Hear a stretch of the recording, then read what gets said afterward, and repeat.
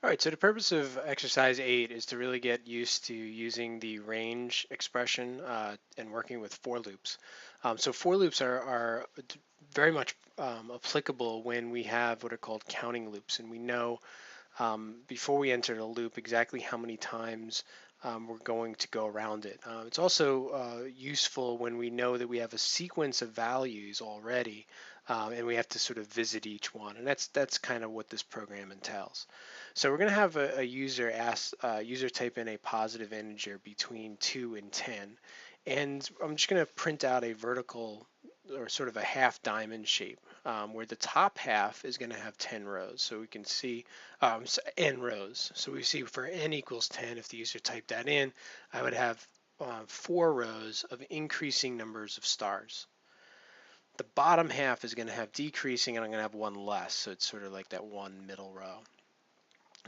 But I want to also talk a little bit about problem solving here because the programs are going to start to get a little bit more involved, and as we get a few more exercises under our belt, they're actually going to get quite a bit more involved.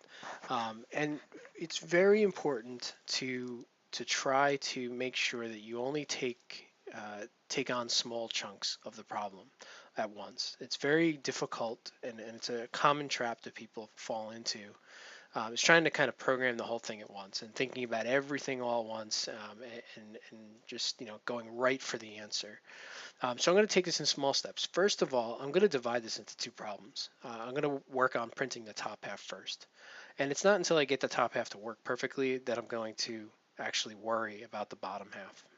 And that's a pretty good rule of thumb whenever you see a pattern that sort of changes, right? We've got an increasing and then a decreasing.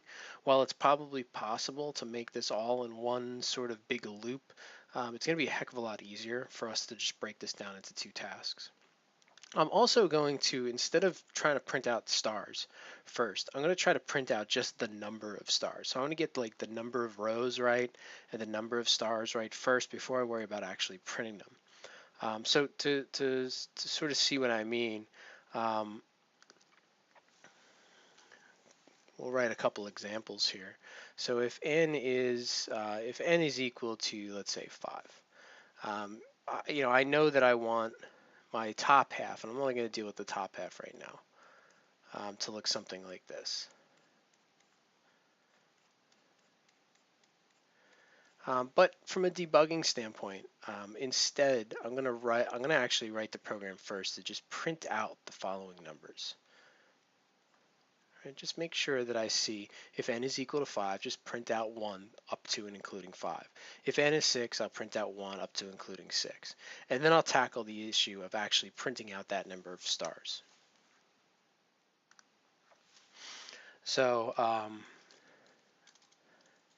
n equals int input, please enter a number between 2 and 20.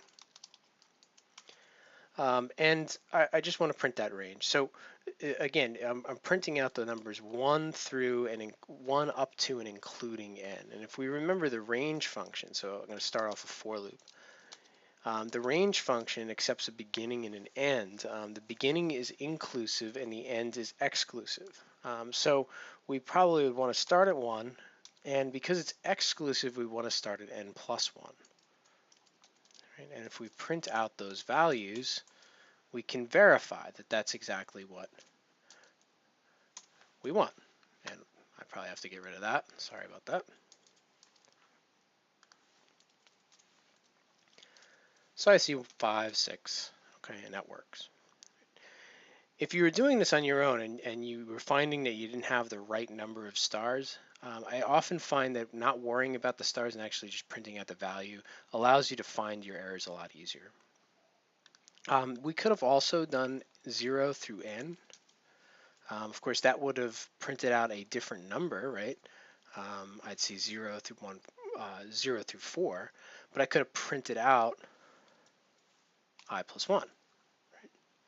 And that would give me the same effect. Either way is fine. I'm gonna keep it as n plus 1. All right, so now instead of actually just printing out the value I want to print out that number of stars. I want to print out I number of stars. So to do that, I need another loop that goes around I times. Say for j in range I. And I don't need the start, so remember the range expression actually can take up to 3 parameters, a start, an end, and then a step. I haven't used a step here. But in this case, I'm using just the implied end. So if I is 4, the range would be 0, 1, 2, 3. It's exclusive, but because it contains 0 in it, it's going to go around. This loop will go around I number of times. And I'll print out star.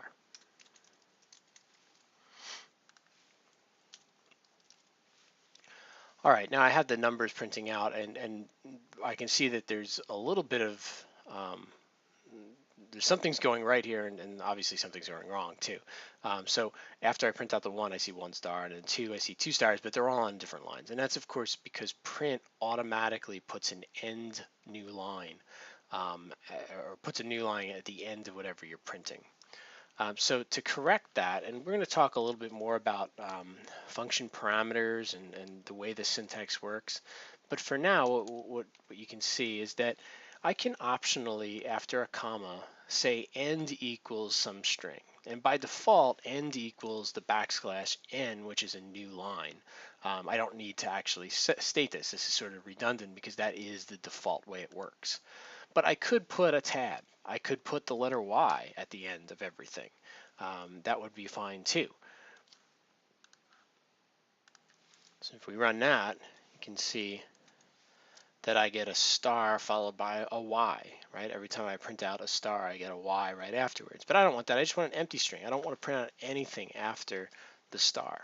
So I can control what gets appended after the print function. So let's type in 5 again. All right, and now we're seeing, we see 1 and followed by 1 star, and this is a little confusing, but the print of the actual number gets a new line, and then I see 1 star, and then after the stars print out, I'm not going to the next line, I'm just printing out 2. I think it's time to get rid of this. We can see now sort of that this new line issue in all of its glory. Now we've got, instead of 1 star and then 2 stars on the next line and then 3 stars, now we've got it all across. After I'm done printing out the entire row, I need to print out an actual new line. And in Python, I could just do print. And that'll print out a new line. All right, so now I've got the complete range. Next problem. I got to do the bottom half. Right? So again, let's go back to Sketchpad. And I know that the bottom half is always going to have 1 less star than the top half had. Right? That's always going to be the case. Now, what's critical is that we're going to need to figure out how to calculate that, because if n is equal to 4, I'm going to have the same, I probably should have gone to the other color, but I'm going to have the same pattern here where I have 1 less than n. Right? And so we're gonna have to figure out how to calculate that. And there certainly seems to be a pattern here, right? So we're always going to have n minus 1 stars on the first row in the bottom half. So again, let's print that out. Let's print out the actual values to make that happen. So I'm gonna do a range. I'll use I again. And I'll say it's in the range, and I know that I start with n minus 1, and I know that I go down to 1, and I know my step here is not positive 1, but it's negative 1 each time. I'm just going to print out I, and let's see if those numbers come out correct. Okay, so I got my 5 stars. I see my 4, but notice that I don't have enough rows here, right? So I went all the way out to n equals 5, and then 4, 3, 2. It should have had a 1 at the end. And the same thing with 4. I'm not going far enough. And again, by seeing these numbers, hopefully it becomes a little obvious to you. I'm starting at the right spot, but I'm not ending at the right spot. And that's because I'm not going to end at 1. Remember, this is exclusive, right? I'm going to end at 0, and that'll cover all the way through 1. Okay. All right, so now we see the correct number coming out. At this point, and this is why it's so valuable to write these as separate loops, I represents the number of stars on that line. It doesn't make any difference that I is going down or up. You still print out I stars the same exact way as you did in the top loop. So this is literally just a copy and paste. It's the same exact code. And we've got our answer. Now, if I do n equals 20, I get a nice big shape. I had said that n should be equal to, or n should be between 2 and 20. If I type in 21, it continues to work. I might want to actually, sort of enforce this. So let's say n equals 0, and I can say while n is less than 2 or n is greater than 20, keep asking the user for a value. All right, this is called input validation. It's a very easy technique. So I initialize n to be something outside of the range that I want, right? It's less than 2. And then if the user types in 22, well, it's going to be greater than 20, and I'll re-ask the user. So if I type in 25, it'll just re-ask me. If I type in 1, for instance, it'll tell me no.